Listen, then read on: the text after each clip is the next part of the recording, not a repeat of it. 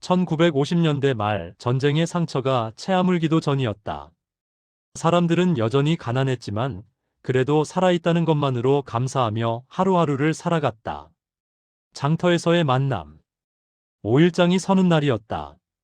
이른 새벽부터 사람들은 팔 것, 살 것을 이고 지고 장터로 모여들었다.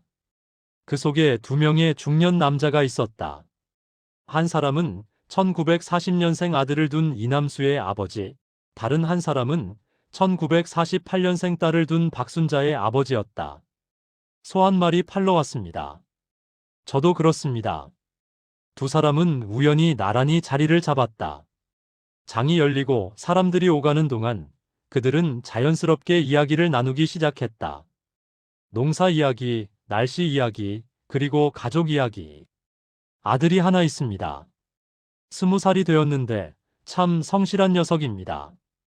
아침에 누가 깨우지 않아도 제일 먼저 일어나 소염을 주러 나갑니다. 그렇군요. 저희는 딸이 하나 있는데 12살입니다. 어려서 아직은 집안일을 거두는 정도지만 참 마음씨가 고운 아이입니다. 대화를 나누면서 두 사람은 서로의 인품을 알아보았다. 말투에서, 눈빛에서, 그리고 자식을 말할 때의 그 따뜻한 표정에서 그들은 서로를 믿을 만한 사람이라고 느꼈다. 해가 중천에 떴을 무렵 이남수의 아버지가 조심스럽게 말을 꺼냈다. 제 아들놈이 참 괜찮은 녀석입니다. 혹시 당신 따님하고 인연을 맺으면 어떻겠습니까? 박순자의 아버지는 잠시 생각에 잠겼다. 하지만 오래 걸리지 않았다. 좋지요. 인연이 닿는다면야 좋은 일입니다. 그렇게 장터 한 구석 소 두 마리 사이에서 두 젊은이의 운명이 결정되었다. 당사자들은 아직 아무것도 모른 채 8년의 기다림. 그 후 8년이 흘렀다. 12살 소녀 순자는 어느새 20살이 되어 이제 시집갈 나이의 처녀가 되었다. 그동안 아버지는 가끔 장터에서 만난 그 사람 이야기를 했었다. 내 혼처는 이미 정해져 있다. 참 좋은 집안이고 신랑감도 훌륭한 청년이다. 하지만 순자는 한 번도 그 사람을 본 적이 없었다. 이름도 얼굴도 목소리도 모르는 사람. 자신이 선택하지 않은 그 사람이 자신의 남편이 되는 것에는 변화가 없었다. 밤이면 순자는 생각했다. 어떤 사람일까? 키가 클까? 성격은 온화할까? 궁금하면서도 두려웠다. 나보다 나이도 많고 마냥 마음에 들지 않으면 어쩌지? 무서운 사람이면? 하지만 그런 생각은 입 밖으로 낼 수 없었다. 이미 정해진 일이었으니까 말이다. 남수도 마찬가지였다. 20살 청년은 어느새 28이 되었다. 그는 매일 새벽 일어나 들판에 나가 일했다. 땀 흘려 농사 짓고 소를 돌보고 집을 지켰다. 좋은 남편이 되어야지. 아버지가 정해준 인연이었지만 남수는 그것을 운명으로 받아들였다. 그리고 그 운명을 소중히 대하려 마음먹었다. 드디어 혼례일 그날이 왔다. 순자는 이른 아침부터 준비를 시작했다. 머리를 빗고 화장하고 빨간 치마, 노란 저고리에 한복을 입었다. 거울 속에 자신이 낯설었다. 오늘 나는 누군가의 아내가 된다. 손이 떨리고 치맛자락을 잡은 손엔 땀이 배고 가슴은 두근거려서 숨쉬기가 힘들 정도였다. 혼례식이 시작되었다. 순자는 고개를 숙인 채 걸어 들어갔다. 수많은 사람의 시선이 느껴졌다. 그리고 한 사람의 시선, 그 사람도 자신을 보고 있을 거라는 생각. 절을 올리고 술잔을 나누고 어른들의 축복을 받는 동안에도 순자는 제대로 고개를 들지 못했다. 그리고 마침내 그 순간이 왔다. 순자가 천천히 고개를 들었다. 거기 바로 앞에 한 남자가 서 있었다. 키가 크고 어깨가 넓고 얼굴은 생각보다 부드러웠다.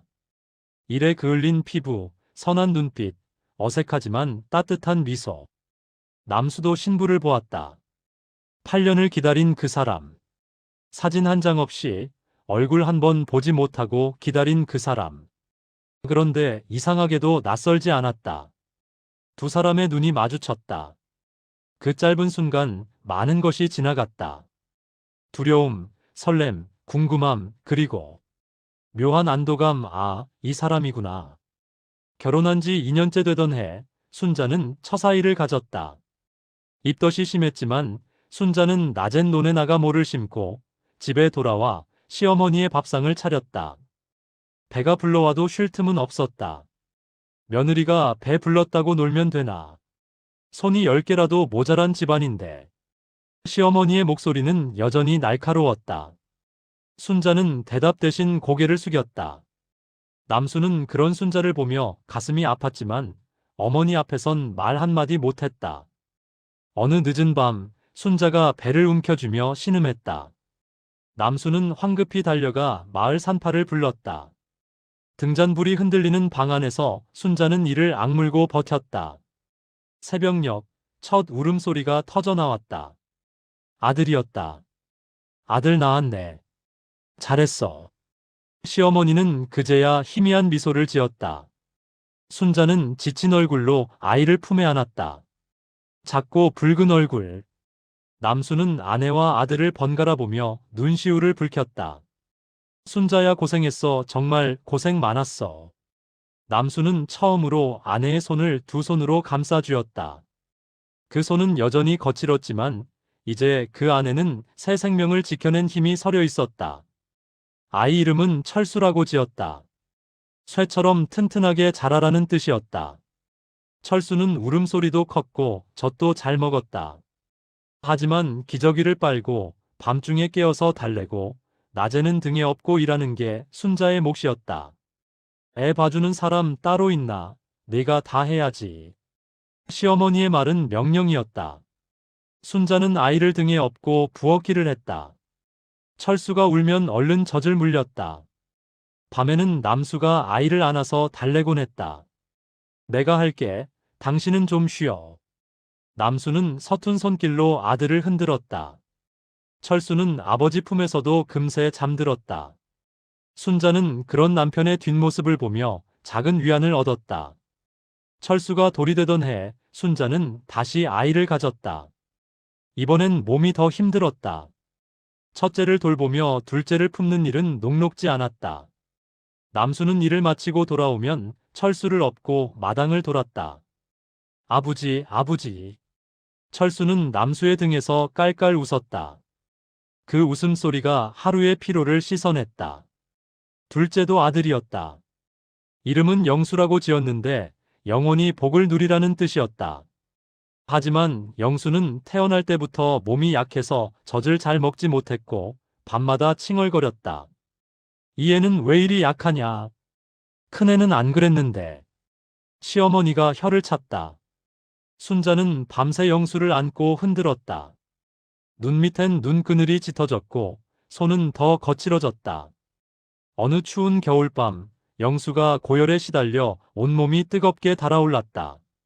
순자는 찬물 수건으로 아이를 닦았지만 열은 떨어지지 않았다. 여보, 어떡해요? 애가 너무 뜨거워요. 순자의 목소리가 떨렸다. 남수는 아이를 업고 한겨울 밤길을 달렸다. 이곳에선 마땅하게 치료할 방법이 없어 옆 마을에 있는 보건소까지 가야 했다. 발은 얼어붙었지만 멈출 수 없었다. 밤늦은 시간 보건소 문을 두드려 의사를 만나 주사를 놓고 약을 처방받았다. 남수는 며칠치 품삯을 약값으로 내놓았다. 집으로 돌아오는 길에도 영수는 남수 등에서 가쁜 숨을 몰아쉬었다. 아버지가 지켜줄게. 걱정 말거라. 집에 돌아오자 순자가 눈물을 글썽이며 아이를 받아 안았다. 밤새 아들 곁을 지킨 순자는 새벽녘 영수의 열이 내리자 그제야 안도의 한숨을 쉬었다. 아이들이 하나둘 자라자 순자는 새벽부터 밤까지 쉴 틈이 없었다. 논밭일을 돕고 장터에 나가 나무를 팔았다. 남수는 공사판에서 일하며 손에 굳은 살이 터져도 가족을 위해 웃었다. 당신 손이 왜 이래요? 순자가 남수의 손을 잡았다. 피가 배어나온 굳은 살 자국. 남수는 손을 거두며 말했다. 괜찮아. 이까짓 거. 하지만 순자는 알았다. 남편이 얼마나 고되게 일하는지를. 어느 날 저녁 두 사람은 아이들이 잠든 뒤 마당에 나란히 앉았다. 달빛이 희미하게 마당을 비췄다. 순자야, 우리 애들만큼은 공부시키자. 남수의 목소리에는 단단한 결심이 담겨 있었다. 순자는 고개를 끄덕였다. 그래요. 우리가 고생해도 애들은 달라야죠. 그 말 하나로 두 사람은 맞벌이를 시작했다. 순자는 동네 세탁소에서 일하기 시작했다. 새벽에 일어나 밥을 짓고 아이들을 학교에 보내고 세탁소로 달려갔다. 저녁엔 도시락 공장에 나가 집에 돌아오면 자정이 넘었다. 남수도 공사판 일이 끝나면 밤에 막일을 더했다. 짐을 나르고 창고를 정리하고 무엇이든 했다. 우리 부부에겐 잠은 늘 부족했다. 하지만 아이들이 학교에서 상장을 받아오면 그 피로가 다 사라졌다. 어머니, 아버지, 나 반에서 1등 했어요. 철수가 상장을 흔들며 뛰어왔다. 순자는 아들을 꼭 안았다. 우리 철수, 정말 잘했다. 남수는 거친 손으로 아들의 머리를 쓰다듬었다. 그 순간만큼은 세상 그 무엇보다 행복했다. 영수도 조금씩 건강해지며 공부에 재미를 붙였다. 형보다 조용했지만 책을 읽는 모습은 진지했다. 순자는 밤늦게 공장에서 돌아와도 아이들의 책가방을 챙기고 공책을 들여다보았다. 애들이 이렇게 잘해주니까 힘든 줄 모르겠어요. 순자가 남수에게 말했다. 남수는 아내의 어깨를 가만히 토닥였다. 우리가 고생한 보람이 있지. 그 시절 가진 게 없어 끼니를 거르는 날도 있었고 옷은 기워 입었고 신발은 다 닳도록 신었다. 하지만 서로를 믿는 마음 하나면 충분했다. 밤이면 두 사람은 여전히 희미한 전등 아래 앉아 서로의 손을 잡았다. 그 손은 더 거칠어졌지만 그 안에는 세월과 사랑과 희망이 단단히 새겨져 있었다. 우리 잘하고 있는 거 맞죠? 순자가 조심스럽게 물었다. 남수는 아내의 손을 꼭 쥐며 고개를 끄덕였다. 그럼 우리 잘하고 있어. 우리 둘이 있잖아. 그 말은 약속이자 다짐이었다. 두 사람은 굳은 손을 맞잡고 내일을 향해 다시 한 걸음 내디뎠다. 세월은 강물처럼 흘러 철수와 영수는 어느덧 어른이 되었다. 두 아들은 부모가 흘린 땀방울 위에서 공부를 마쳤고 각자의 길을 찾아 나섰다. 철수는 도시의 작은 회사에 취직하여 첫 월급을 받던 날 그는 고향으로 달려왔다. 봉투를 어머니 손에 쥐어주며 말했다. 어머니, 이거 받으세요. 제가 번 첫 돈이에요. 순자는 아들의 손을 밀어내며 고개를 저었다. 아니다, 네가 써라. 우린 괜찮다. 하지만 눈가는 붉어져 있었다. 남수는 아들의 어깨를 두드리며 말했다. 잘했다, 철수야. 네가 이만큼 컸구나. 영수는 교사가 되었다. 아버지가 공사판에서 흘린 땀과 어머니가 도시락 공장에서 보낸 시간이 자신을 여기까지 데려왔다는 걸 알았다. 첫 출근하던 날, 영수는 부모님께 편지를 썼다. 아버지, 어머니, 저는 선생님이 되었습니다. 이 모든 것이 부모님 덕분입니다. 평생 은혜 갚으며 살겠습니다. 순자는 그 편지를 읽으며 펑펑 울었다. 남수는 아내의 등을 토닥이며 함께 눈물을 닦았다. 우리 고생한 보람이 있구먼. 그렇게 두 아들은 각자의 가정을 꾸렸다. 철수는 성실한 여자와 결혼했고 영수는 같은 학교 교사와 인연을 맺었다. 이제 집안엔 손주들의 웃음소리가 울려 퍼졌다. 할아버지, 할머니, 손주들이 뛰어오면 남수와 순자는 세상을 다 가진 듯 행복해했다. 남수는 손주를 무릎에 앉히고 순자는 주머니에서 사탕을 꺼내 쥐어주었다. 우리 손주, 학교에서 뭐 배웠어? 오늘은요, 선생님이 효도에 대해서 가르쳐 주셨어요. 손주의 맑은 목소리에 남수와 순자는 마주보며 웃었다. 세월이 흘러 남수의 허리는 굽었고 순자의 머리는 새하얗게 샜다. 하지만 남수는 여전히 새벽마다 텃밭을 가꿨다.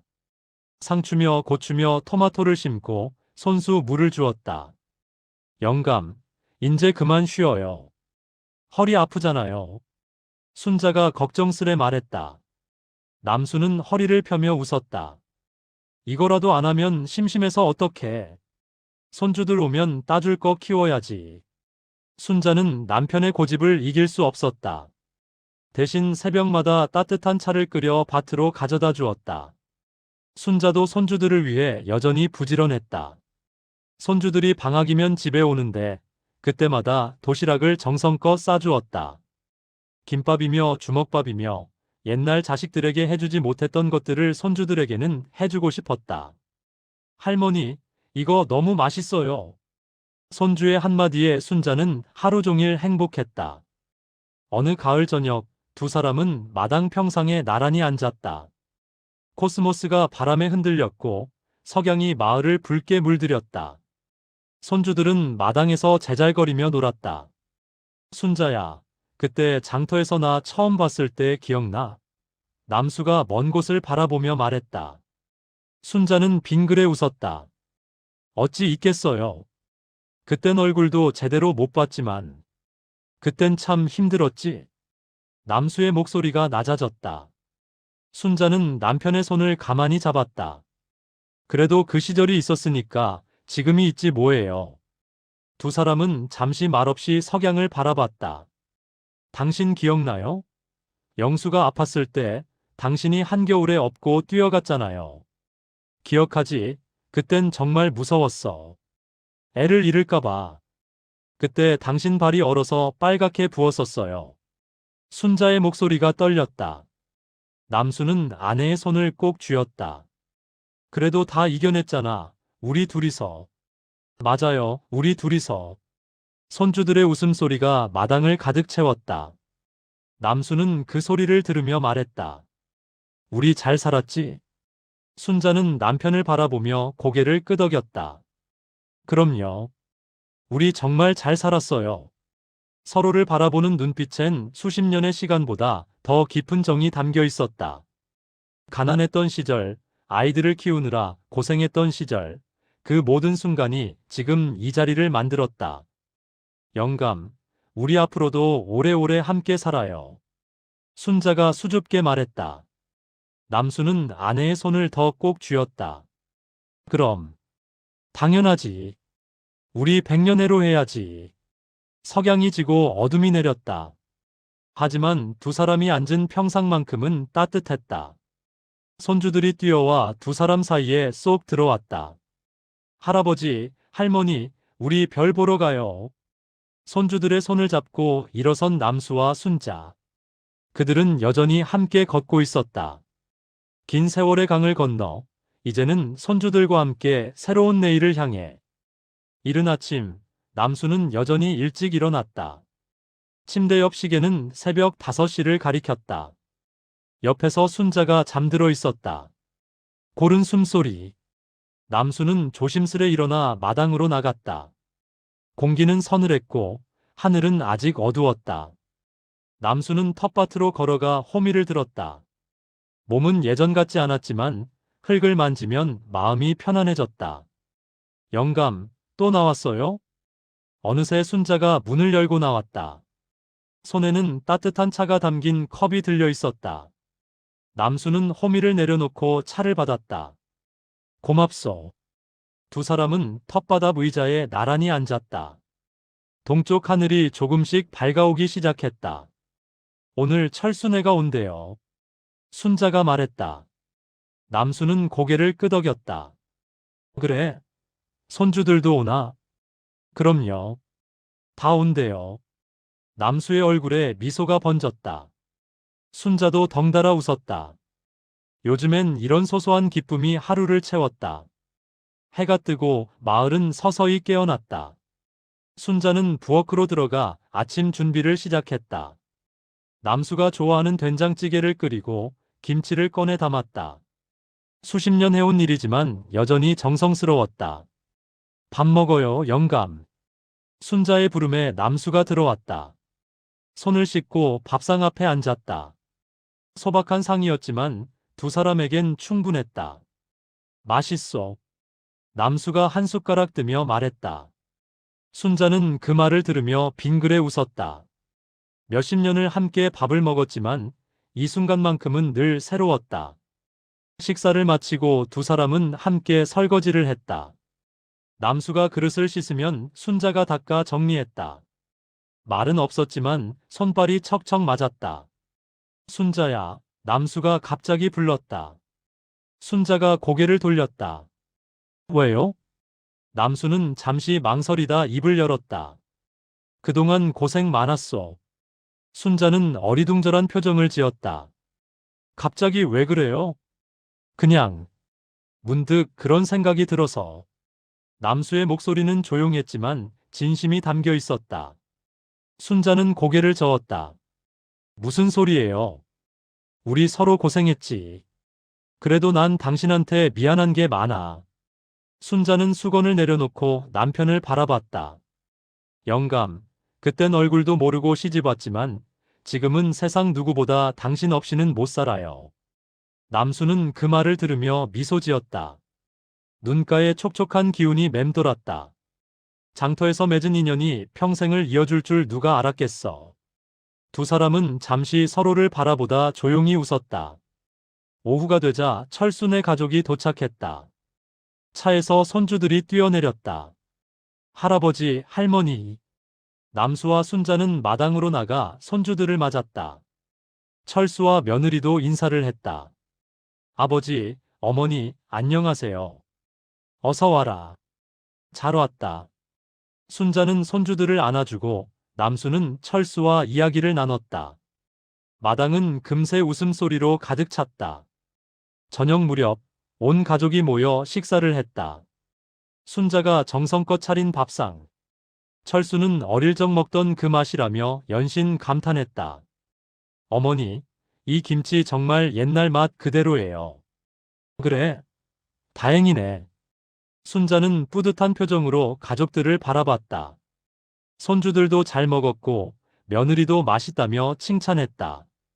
남수는 조용히 밥을 먹으며 가족들의 얼굴을 하나씩 바라봤다. 우리가 이걸 만들었구나.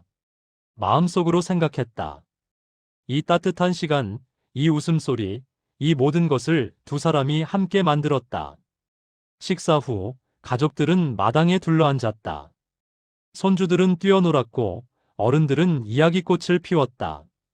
남수와 순자는 평상에 나란히 앉아 그 모습을 바라봤다. 아버지, 어머니, 두 분 모두 건강하시죠? 철수가 걱정스레 물었다. 남수는 고개를 끄덕였다. 걱정하지 마라. 우린 괜찮다. 가끔 병원은 가세요? 가지. 순자가 잘 챙겨줘서 나도 따라가고. 순자가 웃으며 말했다. 우린 서로 챙기면서 사니 걱정 말아라. 철수는 안심한 듯 미소를 지었다. 해가 지고 석양이 마을을 붉게 물들였다. 철수네 가족은 일어나 작별 인사를 했다. 다음에 또 올게요. 그래. 조심해서 가거라. 차가 떠나고 마당은 다시 고요해졌다. 남수와 순자는 평상에 그대로 앉아 석양을 바라봤다. 영감, 우리 참 복 많지요? 순자가 말했다. 남수는 고개를 끄덕였다. 그럼. 자식들 잘 키웠고 손주들도 건강하고. 우린 복 많아. 그런데 있잖아요. 순자가 남편을 돌아봤다. 뭔데? 가끔은 무서워요. 당신이 먼저 가버리면 어떡하나 싶어서. 남수는 아내의 손을 꼭 잡았다. 걱정 마. 나 안 가. 우리 함께 오래 살 거야. 약속이에요? 약속이야. 저녁 노을 아래 두 사람은 나란히 앉아 손을 맞잡았다. 손엔 주름이 가득했고 머리는 휘었지만 두 사람의 마음은 여전히 따뜻했다. 삶은 쉽지 않았다. 가난했고 고되었고 때론 절망적이기까지 했다.